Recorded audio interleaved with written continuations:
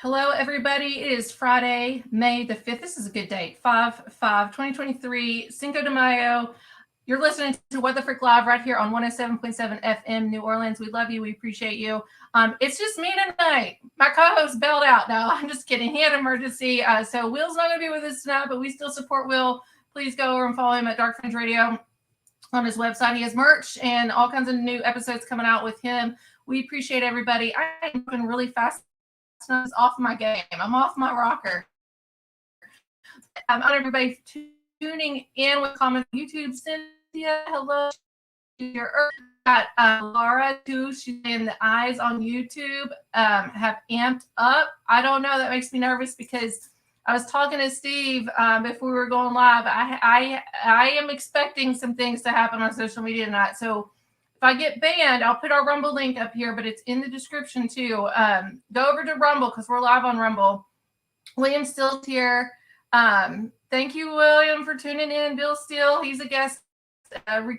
He comes on the show all the time. One of our guests here, True Crime with Bill Steele. But anyway, really quick, we are live on Facebook, LinkedIn, YouTube, Twitter, and Rumble. So if you are listening or watching via Facebook, and it comes up, comment, and it comes up that it says Facebook user and just your picture. You got to go to StreamYard.com/Facebook, give permission to StreamYard, your name and your photo so we know who we're talking to. So thank you, everybody, for tuning in. Please give us a heart. The hearts will show up in the algorithm more. Make a lot of comments on here because that shows up in the algorithm. Share the show out. That's the biggest way to get the truth out, is to share the show. I don't care. You don't even have to make comments. Just share this show out to get the truth out, because we have a really amazing guest on this evening. And I have listened to his book twice this week, Lasers, Cavers, and Magic, with whistleblower Stephen D. Kelley. He was an optics engineer, and I'll talk about how I found him in the first place. It wasn't even the Getty and how I found Stephen, but laser pioneer and inventor who created laser weapon systems for the military use. He was contracted through the NSA for the CIA and other government agencies to provide high-precision laser technology through his company, SK Industries. Through his work, he was made aware of the multi-level underground systems of the tunnels and bunkers that exist under the Getty Museum. He has devoted the last few years of his life of making people aware of the city under the Getty, a hub of child trafficking, a system of tunnels that connect this site to deep underground military bases. We also call them DUMBs. A place of advanced technology, a place for global elite to retreat to in case of a global apocalypse. So we're going to bring Stephen on right now. And thank you, Stephen, so much for being part of What the Frick Live. Can you hear me? I need a little box. I keep saying that every week. I'm going to get one. Super excited to be here, Emily. Well, thank you. Thank you so much. I hear you good now. I appreciate you. You got a story and a half to tell. And I mentioned this a few moments ago. And we talked about this before we went live. But, I found you because I was doing a lot of research in laser weaponry. That the military has. And I came across you with the Getty. So I know I did an introduction, but how did you get connected to the Getty Museum in the first place? Oh, wow.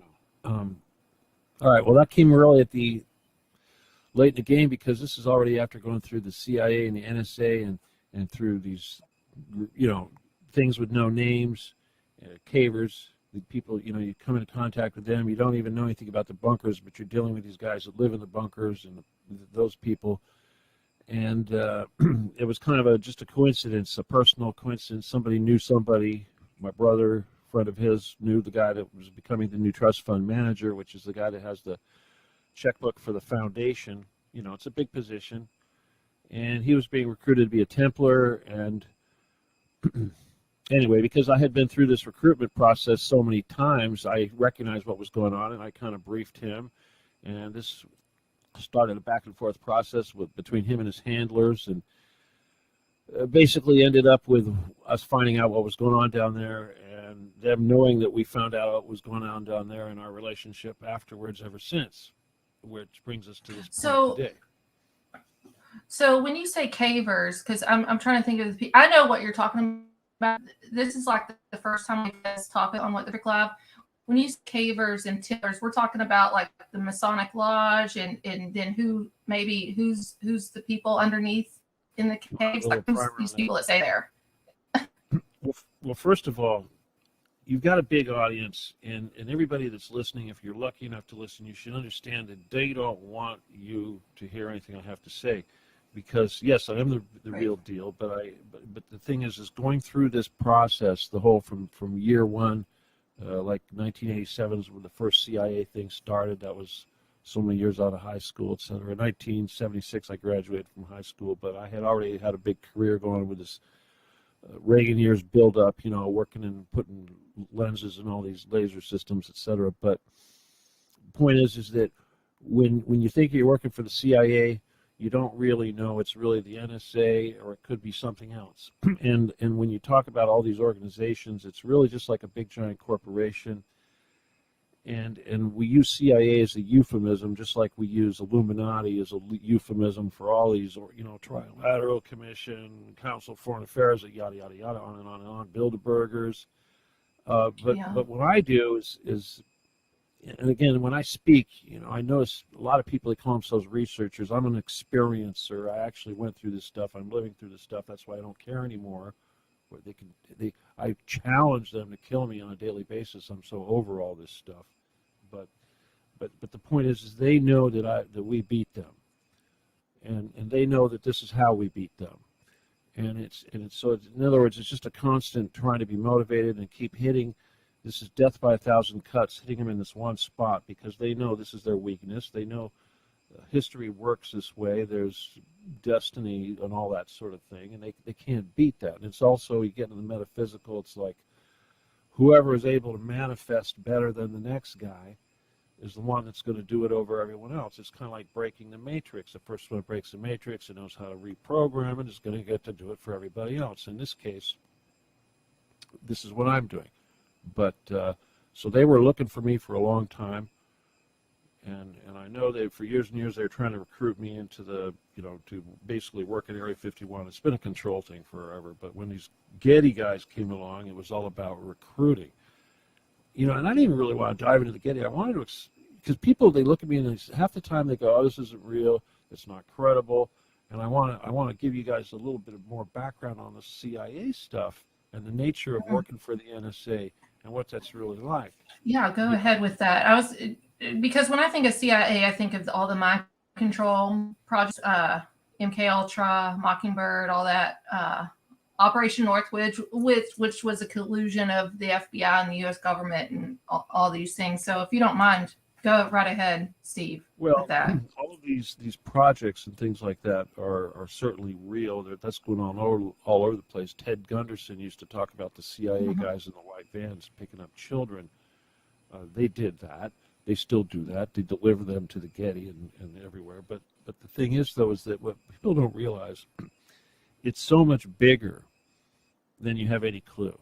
Okay, like when you think CIA, just the organization, it's not people getting paychecks from the Navy. There's a lot of people that get paychecks from the Navy that have the official badges, and on their resume it says CIA. But there's a whole lot more people, cowboys, I call them, that live off the fat of the land, that never get a government paycheck. But because they're in the intelligence industry, they know everything that's going on, and they know where to cash in, and they're very much hooked up to this entire asset forfeiture program. So, for instance, like when all the drug dealers, they get their cars confiscated, they usually go to car lots that are being run by these, whatever you want to call them, operators. I mean, I see that so I mean, much. would it be like mafia or mob? Oh, I'm glad you brought that up. Because I got a lot of mafia and mob people on my show, a lot past ones. Yeah. So okay. Right. Well, okay. You know how I said you don't even know when you think it's the CIA, it's the NSA. Well, here's the thing.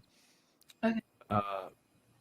When they didn't know it, they were looking for me, but they got my brother first, and we were both big laser guys. He was doing big high-powered lasers. I was doing optical assemblies and engineering and stuff like that, and little small gun sight lasers.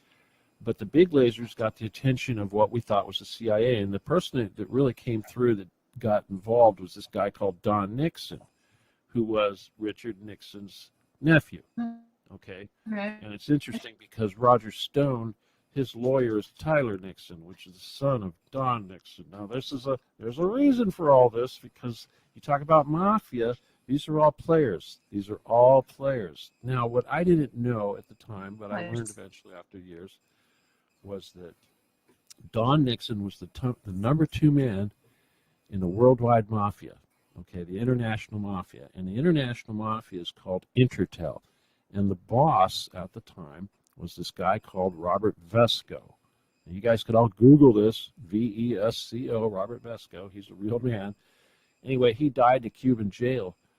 But I take responsibility for that because my brother ripped Don Nixon off for a bunch of money, and Don got really pissed off and ran off to Cuba and had a meeting with Robert Vesco, and the Cuban police busted down the door and threw him in jail. But the point is that when we think of mafia, we think of the Italians and all that, Colombo family. There's bigger ones. Okay, the NSA, the CIA, it's all part of the same mafia. Okay, it's people. Seriously, people. It's not the government. See, it's the mafia. This is a mafia. All of it. Well, when I think about it, it's like FBI. It just seems like some branch wants to infiltrate that, and they want to learn their ways or something. So FBI gets involved with this. I'm like, I know it's more than just the FBI, but why? FBI, they start. Yes. I had FBI at my door a week ago, 2 weeks ago, asked me questions if I was a subversive, if I was wanted to commit treason, if I was working for foreign governments, this kind of thing. And then I'm asked, well, what about the children of the Getty? How about when are you going to open that investigation about the children of the Getty? I have witnesses. What are you waiting for? And I'm like, okay, see you later. We're out of here. Like Jehovah's Witnesses running away from me. But anyway, but the thing is that the CIA was disbanded. Of course, you heard the story, Rockefeller and all that. But the thing is it all goes back to the when you talk about the Colombo crime family, it all goes back to Lucky Luciano and his organization, which they called, I don't know what, the corporation or something like that. And he was basically busted by Thomas Dewey, okay, who was trying to run for president. He was the mayor of New York or some crap, or district attorney, something of this nature. But Dewey took over Lucky Luciano's operation and handed it over to the mafia. Dewey was actually mafia, or not mafia, but he was CIA. Okay, and this became they call it the Mary Painter, something like that, Mary Carter Paint Company. Anyway, that was in Florida, and so what they did was they set up this big giant operation, money laundering operation in the Bahamas. That's the whole Jeffrey Epstein thing, and he's like a big part of that. He's a big player in that whole thing. But everybody was a player in that. Anybody has any money, Trump is there. Trump still has his money in that bank. If you have over $1 billion, Epstein wouldn't even talk to you unless you had over $1 billion. And when you sign that money over, you have to sign over full power of attorney to Epstein. People have to understand what that means. But anyway, the point is that this Operation Intertel doesn't just control the CIA and the NSA and both parties. I mean, Democrats and Republicans. It used to be Italians control the Democrats and the Jews control the Republicans. Now it's one big thing. It's been that since Nixon. All one thing. All this happened since Nixon, when they took out Howard Hughes. They took over our medical system. None of that would have happened. Intertel is the outfit that kidnapped Howard Hughes. Intertel is the outfit that executed the Kennedys. The people say CIA, mafia. Well, yeah. Well, don't you Bush? I mean, the Bushes. I feel like all roads lead to back. I almost think the Bush family is the most corrupt family out of all of them, even more than Clinton. It's hard to tell. Clinton's like a little guy.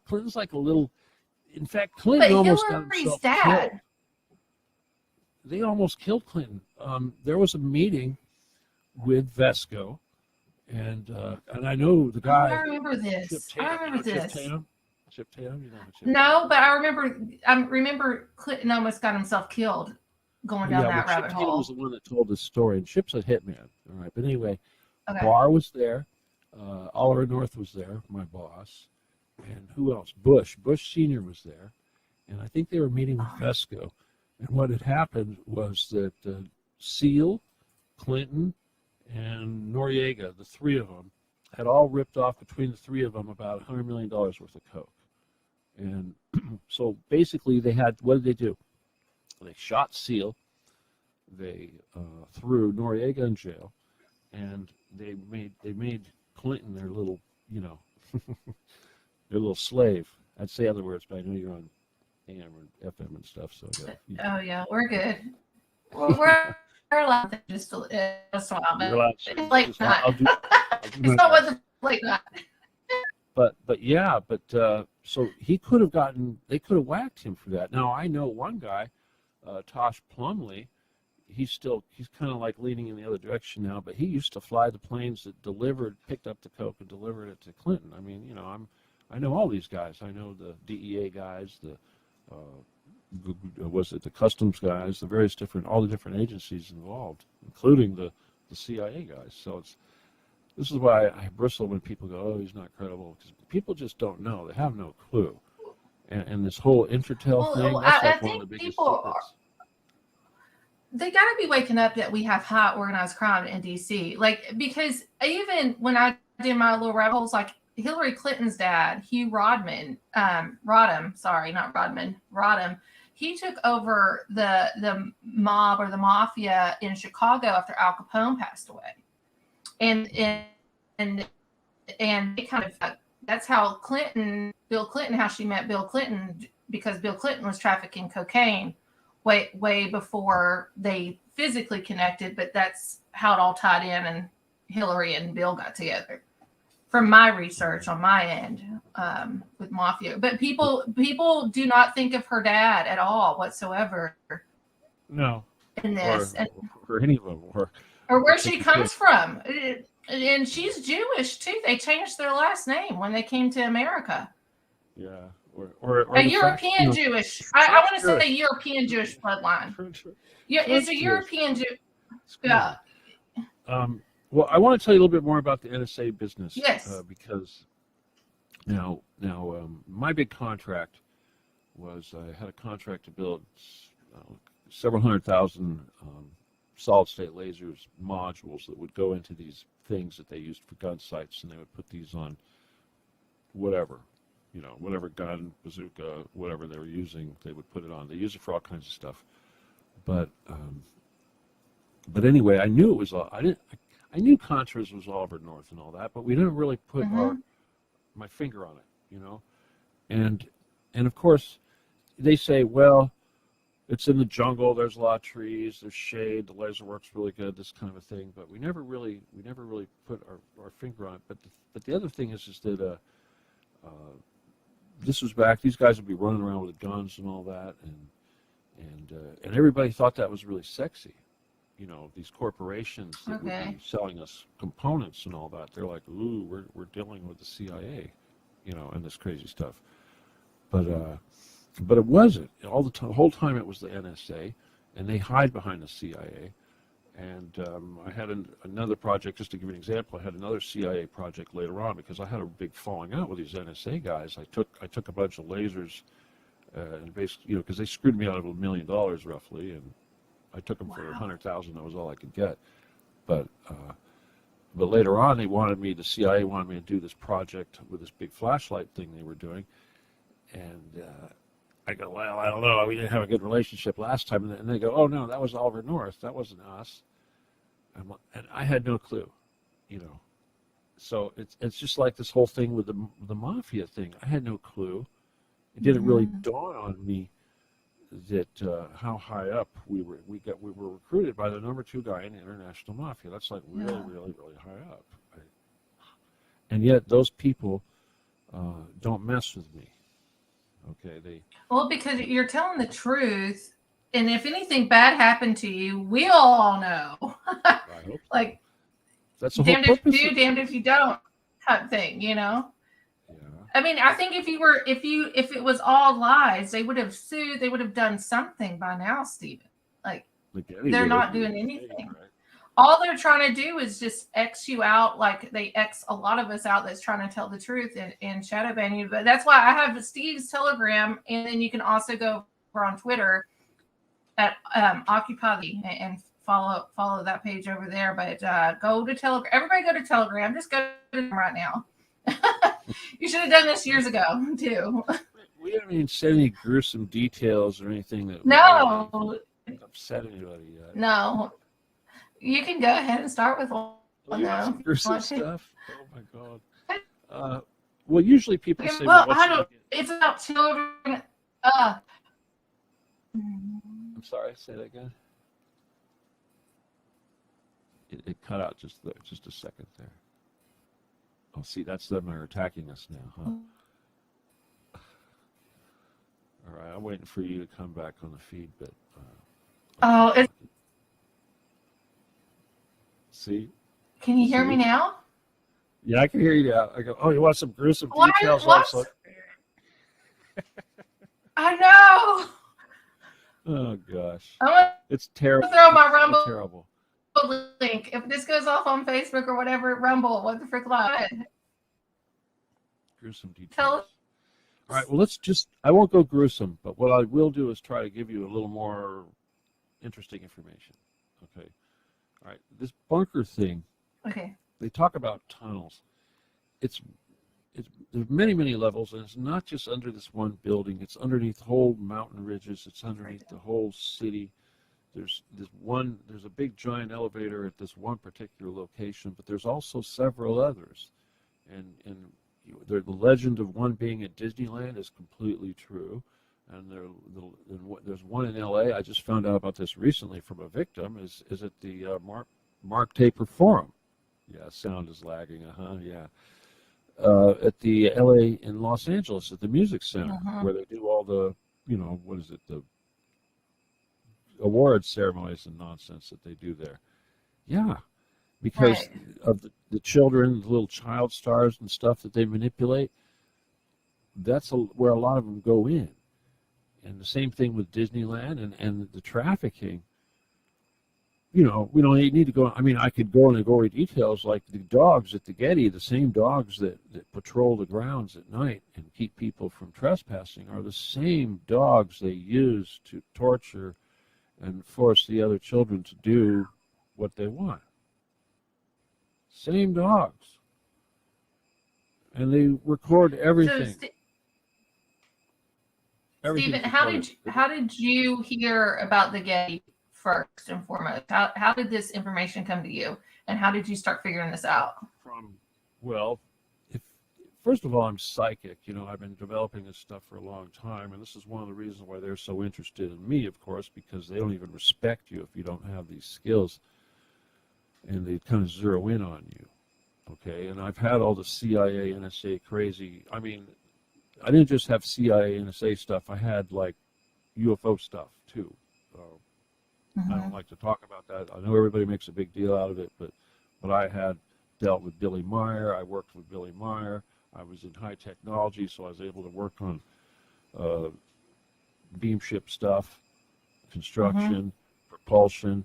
I actually worked with the government, University of Colorado, on light-speed propulsion. And this was all based on stuff that I developed, things like that. It's real. It's real.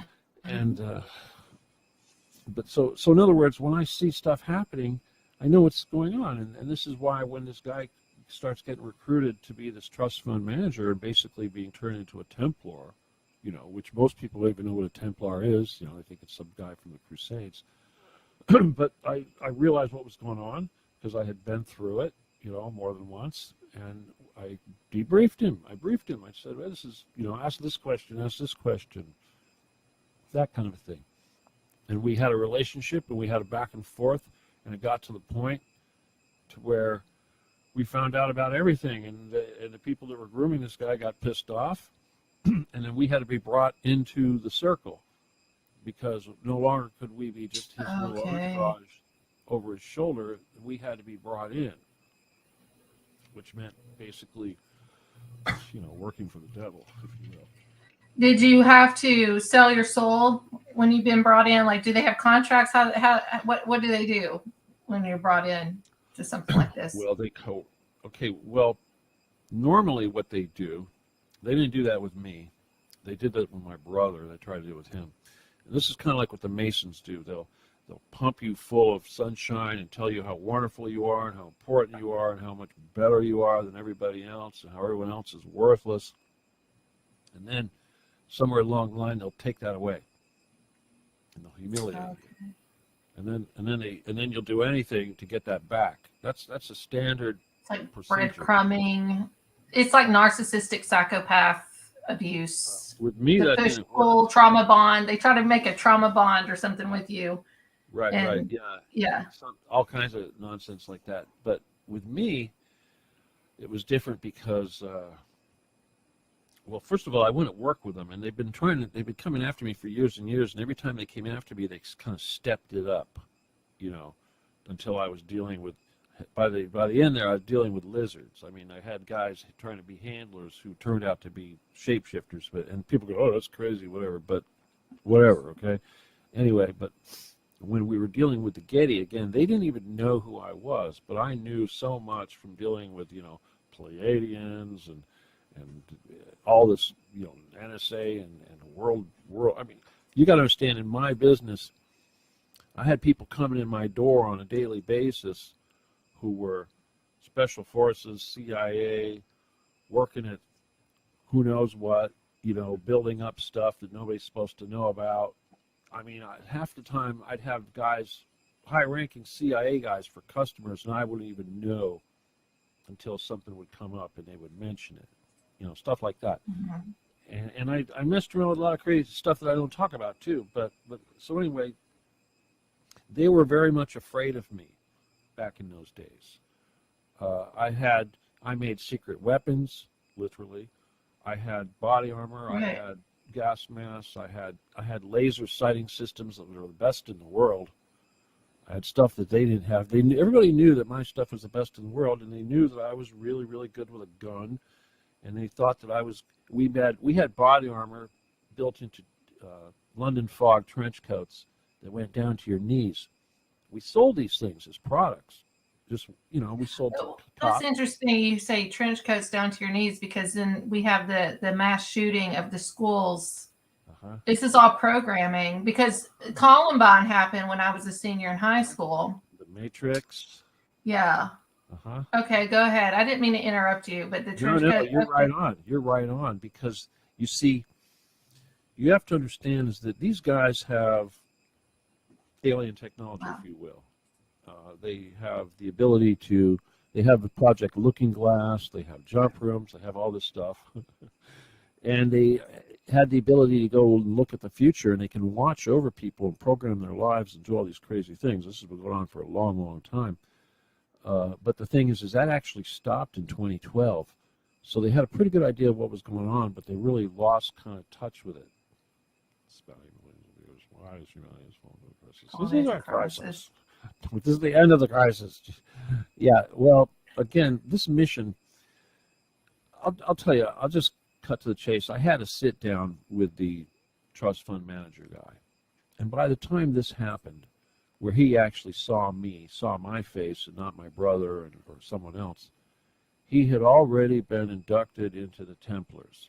He had gone out to the island of Malta and got a special bank account and was taken down into their little, whatever it is that they have in Malta, a little underground thing, and kissed the jar with the head of John the Baptist in it, and had the little rituals with the swords and all this. I know what you're talking about. And yeah, by the time that guy came home, he was one of them. Because the whole time that he was being recruited, we tried to tell him, you need to keep Christ as your anchor.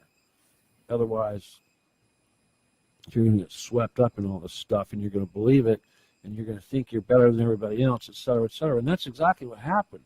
When he came back from Malta, he was one of them. He thought he was an Olympian, like a god on earth. He's a god. They all think that they're gods, and then they they represent those gods too, in like their arts and music, and they truly take on. We call it an alter ego in many ways, but that's their name. Beyonce. I'm just throwing that out there. Beyonce. Well, it's true because, like I said, see, the night I met this guy, this is kind of, I mean, afterwards, I saw him several times afterwards, but things kind of changed rapidly because he actually, I don't even know if he's alive anymore, but the night I met him and he figured out who I was, he like, the curtain dropped, the veil dropped, and he flat out said to me face to face, he says, "We've been looking for you for a long time. And we know you're going to end us. And we know there's nothing we can do to stop this. But we'd kind of like to know how you're going to do it." And they're still trying to figure out how I'm going to do it, even though we're doing it right now. We're doing it here on this show. Tunnels underground are being dug up under her city, Laura's city. Oh, Laura. They're everywhere, though. They're everywhere. She's in Beirut. She's getting excited. Laura, calm down. Yeah. Listen to the show. Jeez. Give me a break. Hi, Joe. Hey, Joe, for tuning in. But go ahead. I'm sorry. Yeah, we go like this. I don't see him talking here, but the thing is that here's the thing.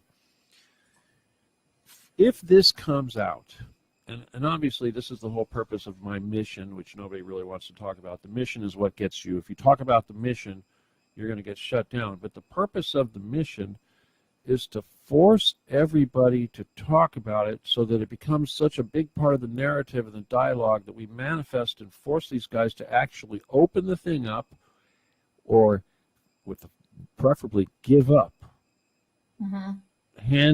Lay down, say, "We give up. Please don't kill us. Don't cut our heads off. We'll stop eating children. Here's the keys to our bunkers. We didn't destroy anything. The gold's all still down there. The prisoners, you can bring them up as you wish. We'll put them in a FEMA camp. We won't cut their heads off. Doesn't matter how heinous and horrible they are, because now we're going to be elevated humans, because we can't go down there until we become elevated humans." And they know this. Because so who has permission to go down there now? What's that? Who has permission? Who's all the people that goes down there now? Who's the permission? Are we talking about like witchcraft, like people that are like what, high priestess? I'll tell you what it's like. Now, again, remember, we're only talking about the Getty. You got to understand that this is It's all over the world. Yes, it's everywhere. It's huge, huge, huge. It's beyond your comprehension just how big it is. But under the Getty, the main structure down there, you've got a whole level, multiple levels when you first go down. That's going to be training for psychic warriors, super soldiers, or MK Ultra, all this kind of a thing. I call it Hogwarts, but that's kind of like what it is. And there's each level you go down 3 levels, it gets worse than the other, more intense. And they have the Vatican Library down there because that's where they want all the knowledge, so these people have access to all that stuff. They've got all this other stuff. You go down below that, they have a thing called the spa, and the spa was where I believe Isaac Cappy took those images of the little girls pouring his bath. Okay. So they killed him for that. But the spa is like a big giant Caligula pleasure sex thing for all these people. It reminds me of like something like Greek times, like is it? Yeah, exactly. Roman bath. Well, Eyes Wide Shut. Exactly. That movie. The whole 9 yards. And there's more than that. See, before we even getting down into the city and the tube trains and the satanic altars, there's also a whole lot of structures devoted to like collecting the loosh or collecting the adrenochrome and the whole like big rave parties. To me, it's like, in Pinocchio, how they've got the Lost Boys and the island of the Lost Boys. Yeah, Disney. It's kind of like that. Okay, like Treasure Island. Treasure, yeah, whatever you call it, because they get them in there. They get them from these raves. They'll go out with, it's just like Gunderson was saying, they'll go out with these vans and they'll pick up these kids from these raves, and they try to make sure they're like under 18 or, whatever, idiots, not in the military, stuff like that. And they'll say, hey, I want to go to a secret underground party, free drugs, free whatever, yeah. everything's free. Like, yeah, and they get them in there, and that's how they get them in there. And once that happens, it's like Treasure Island, whatever they get drugged, they get everything they want, any kind of drug, any kind of food, any kind of deviant pleasure. It's all going to be there. And of course, they feed them a bunch of drugs which are essentially, it turns out to be something like monoatomic gold. But the whole process, it's not just to extract blood and to get candidates for ritual sacrifice. It's also looking for people who are psychic. So if you look at all this child abduction and all this stuff that's going on, and it's millions of people, it's like a vacuum, and they're trying to find the psychic ones. Okay, because that's what they want. They want an army of psychics, because that's how war is fought now, and that's where the real power is, and that's why I'm doing what I do, because I don't need guns and lasers and stuff. We use psychic stuff now. we have a whole army. These tough guys don't even want to mess with me, because it's like there's a whole list of people who are dead right now that tried to mess with me, and I didn't even have to lift a finger.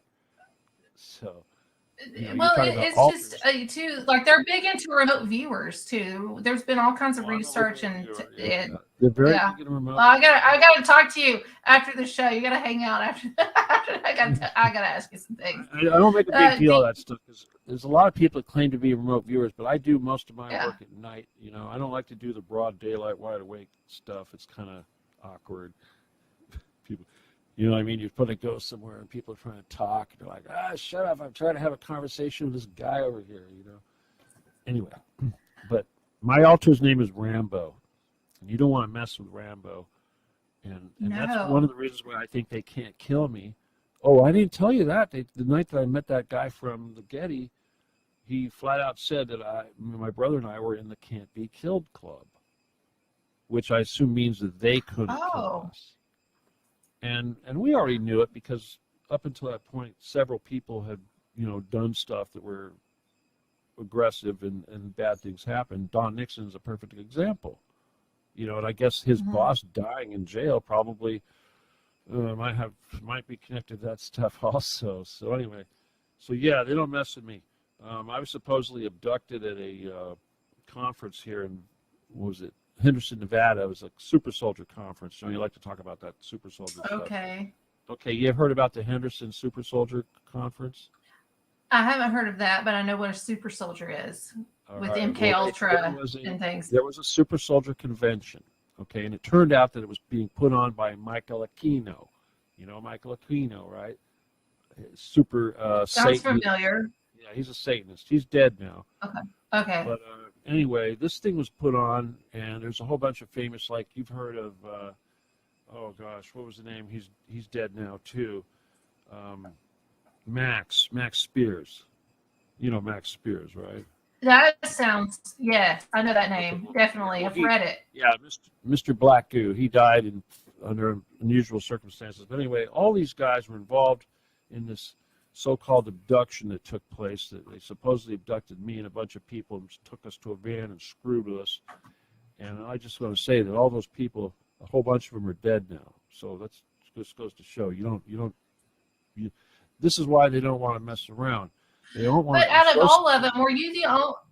But out of all of them, weren't you the one that had the most? You were most tech savvy. You had the laser stuff that you were, or were the other ones just as brilliant as you are? Abducted thing? Yeah, or in that group of people, or the names that you just listed. There was a pretty notable gathering. I mean, James Rink was there, and a couple other people, that I wasn't familiar with, because I hadn't been in their little community for very long. I wasn't even supposed to be there. I didn't know anything about this. They just said, "Hey, you got to come to this thing," and I was supposed to be like some big speaker, and I didn't even know. They didn't even tell me. And here this happens. But the thing that I'm famous for in that event was resisting.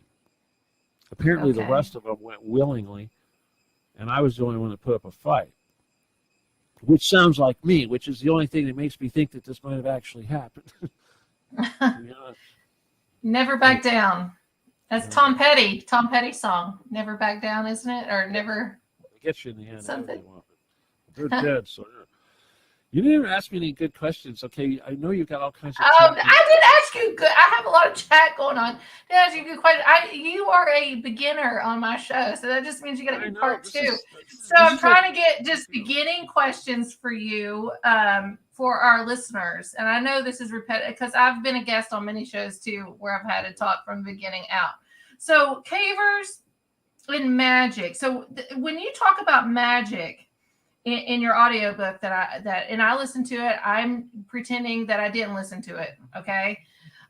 When you talk about magic, are you talking about the psychic mediumship, or is that classified as magic, or are these people doing spells, satanic rituals? Is that magic? What do you mean by that? All right. Well, first of all, that depends. Okay, if you want to approach this from a Christian attitude, or a scientific attitude, or popular vernacular attitude, that makes it kind of rough. Now, I only use the word magic because in the West, the Western culture, it's a convenient word for manifestation.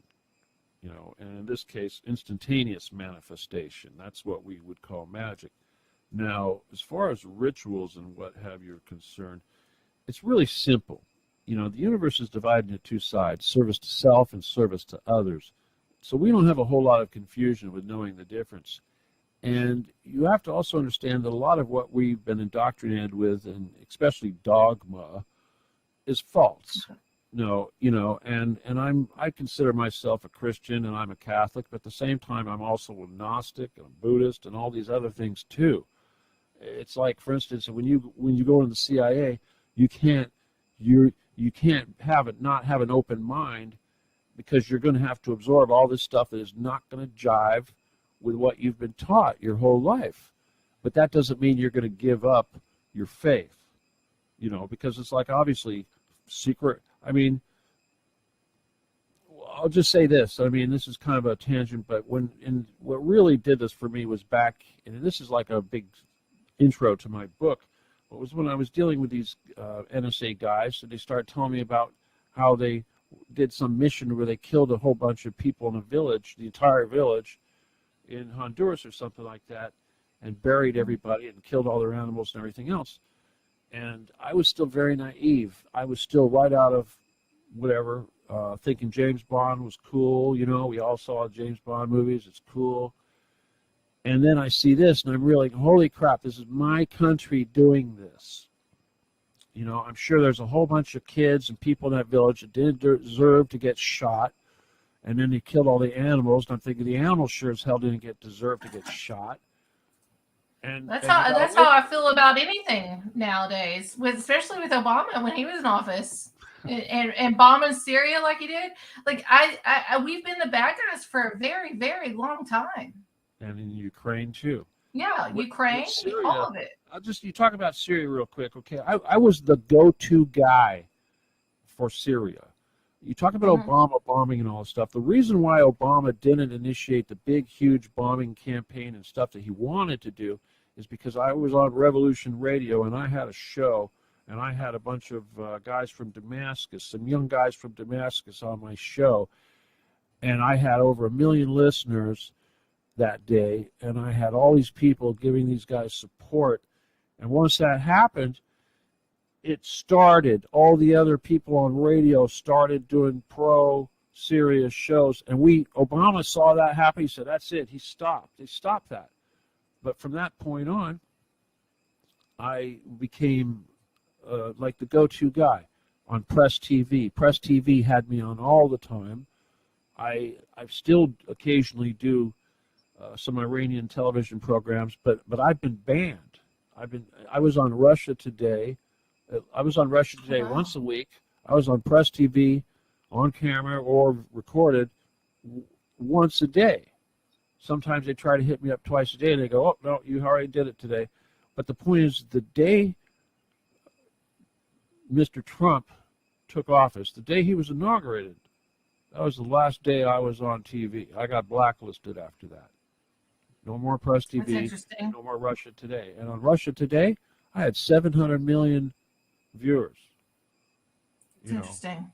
that watch Russia Today. Interesting, yeah, isn't it? I was confused because I was supporting Trump. I was going in front of Persians, So, English but does I look at it from? I mean, I support Trump in many aspects, but there's things I don't like about him either, just like anybody else. But this is in Russia. So if Trump gets in, you support Trump, and he gets in, he finally gets in. Why would Russia cut that off? Yeah, exactly. I'll tell you what I think. Okay. You see, all right. When I tell you what I think, it's not exactly what I know because I already know something. So I'll start without what I know because up until that point I had realized something, and that is that RT and Press TV were organs of the United States, of Intertel, of the NSA and the CIA. Now the government of the opposition in Russia, of course, we control that. Okay, so now RT, we killed the head of RT, and we packed that company with our people. Okay, so RT had been corrupted. And then Iran, you have to understand my perspective. Remember, I was dealing with Iran-Contra and Bill Barr and all those guys in Oliver North. They were building Iran.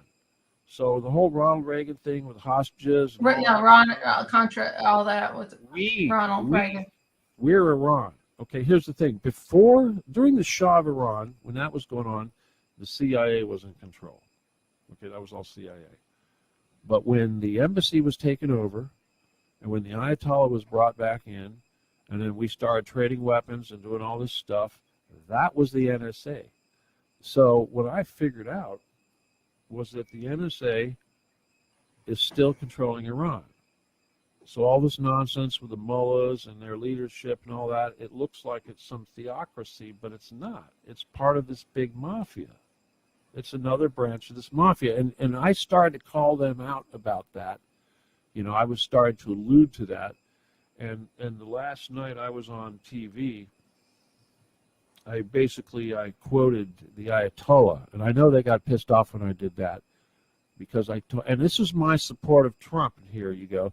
I basically, they wanted me to talk about Antifa and how things were falling apart, and they wanted me to support the Antifa. George Soros. I need to ask you about George Soros. Okay. This is on the inauguration. Okay, this inauguration's taking place. Antifa's in the street, and they want me to be sympathetic to Antifa. And I said, hey, to quote the Ayatollah, we are the great Satan. I said, I agree with the Ayatollah. We are the great Satan. However, what you're seeing happening right now in the streets of Washington is the death of the great Satan. And they're like, oh. They were so pissed off after that. So that's what happened. That's what happened with you in Russia. How dare I take the words of the Ayatollah and use it against them? It's the ultimate psychology because I said, you're right, but guess what? Now that thing that you were talking about is dead. So let's move on. And that's what I told him. I said, here, this Trump guy, why don't you give him a chance? Why don't you try to work with him? I mean, this is all recorded. I've still got the copy. They said, why don't you work with him? Why don't you try to work with him? Why don't you talk to him and give him a chance? Hell, all they had to do was kiss his butt, tell him how wonderful he was, give him some real fancy gifts, maybe make a statue of him somewhere in Tehran, and he would have done anything for them. Crown or a necklace. That's right. It's like, come on, use a little honey. And that's what I was trying to tell these guys. And they're like, can't have that because that goes against the entire dual polarity thing. We got to have our enemies. We went to a lot of trouble to make these fake enemies, these boogeymen, and that's what it is. But it goes so much deeper than that. But anyway, you're gonna have to come back. We're gonna have another show. Hopefully you'll come back on because I want to know. I want to ask. I have some comments too here, but everybody, his website, I couldn't post it. I couldn't even send this to you all in chat. It's up on the screen. I'm not even going to repeat Let me it. give But you another one that's really easy because this one's okay. actually run by somebody else, but I'm actually Really? Yeah, but it's okay. They do good work. Okay. But I have another one that you can go to, which is my name, StephenDKelley.com. Right? StephenDKelley.com. Here, I'll just put it up real quick. Okay, cool. StephenDKelley.com.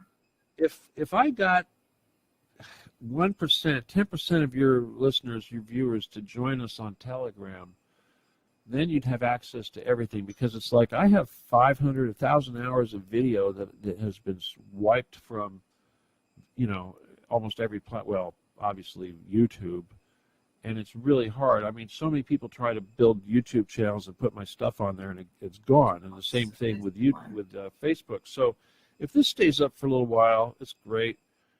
And I apologize if you get a strike. Well, I'm gonna say this via radio. If people are listening by radio, this is Telegram, so it's https://t.me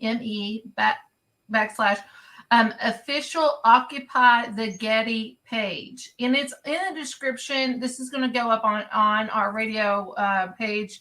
Also, it'll be in the description. Just go over there and click on it and follow on Telegram. If you don't have Telegram, I highly recommend it, because that's where all of us truthers go and start our pages. I promised I wasn't going to interrupt you, Emily. I swear. No, you're good. No, you're good. It's fine. I'm not going to talk over her, but no, you're fine. The book, you enjoyed the book. Yes. And yes, it was released in 2012, and it was released to coincide with the whole, Mayan calendar and all that nonsense, right? And I thought when I released that book that was all it was going to take, and that this thing was just going to be a matter of time, and we were going to win this war. And here we are, whatever it is, 11 years later. But the book is really popular, and I give it away. So I know you didn't pay for it, obviously. You got it free. I listened to it. I listened to audio. I work from home. YouTube. Yeah, I listened to it twice this week on YouTube. That's an ice cream man. Okay, they have I think about 8,000, 9,000 people have listened. Okay, but if you want to read it, if you want the PDF, I'll send it to you. Okay, if I give out my personal email, this is what you use to get the book, and it's law17gun@aol.com. That's LAW17. AOL. Okay. I know AOL. That's old school. They shut everything down. That's all I got left. But see, that was my original email for when I was making the lasers. That's what the Law 17 gun is. Law 17 was my trademark. I should have big pictures of the lasers and stuff. They wiped all that from the internet. We're going to try to get it back on. Real quick, Stephen, Occupy the Getty, and I hear Occupy Wall Street and all that kind of stuff. So what do you mean by Occupy the Getty before we close out? Okay, that's a quick story. Remember when Lavoy Finicum got shot? Remember that? The whole Bundy Ranch business and all that stuff? Yes. Remember that? Yes. Okay. Uh-huh. Well, I was working at Revolution Radio, and I was part of a gatekeeper system, and they were trying to force us into doing this whole Bundy Ranch thing and use us. And when I saw that, when Lavoy Finicum got shot, I said, this is stupid. All this focus on a bird sanctuary or a freeway overpass, we need to put that focus on the one location that's going to actually end the enemy once and for all, and that is the Getty. Because it's not the only bunker, but it's the weakest one. It's the one that Destiny says that if we focus on this one thing and we don't let up, we win it all. And we're getting there because there's a lot of people out there working hard, building pages, making memes, spamming the internet as best they can, and we're a pain that won't go away. And like I said, they can't kill me. They can make me poor. Obviously I live in poverty. That's why I have a green thing here, so you can't see the poverty. I think we all live in poverty right now. Inflation is so high. Poverty. I don't own anything. I don't even own my PayPal. I'm almost debt free. So knock on wood on that. Okay, but yeah, get the book, Law 17. Oh, and I'm a healer too. I do miracles. Okay, You know, that's one of the Awesome. benefits of being a psychic is you can do healing. So if you want healing, you got the COVID, grandma's going to die, whatever, I don't care. You got scoliosis, cancer, doesn't matter. You send me an email before it's too late, and don't wait till someone's almost dead before you do it. You know, pneumonia. I mean, I've saved people that were like 6% oxygen in a coma, dying of pneumonia. Don't wait till there's 6% oxygen before you contact me. You know. Ronald, which he owns ERRT Radio. He's a good friend of mine. Can we contact you? Can they contact you through your site? You can contact me. I mean, I hope everybody joins the Telegram group, and I'm always there. You can communicate with me, and you can instant message me. But the main thing is you please send me an email and establish a relationship there, because then I, you know, at first I can send you my book so you can do your homework like Emily here. That saves me a lot of time. And well, I listened to it twice, but I didn't get into the.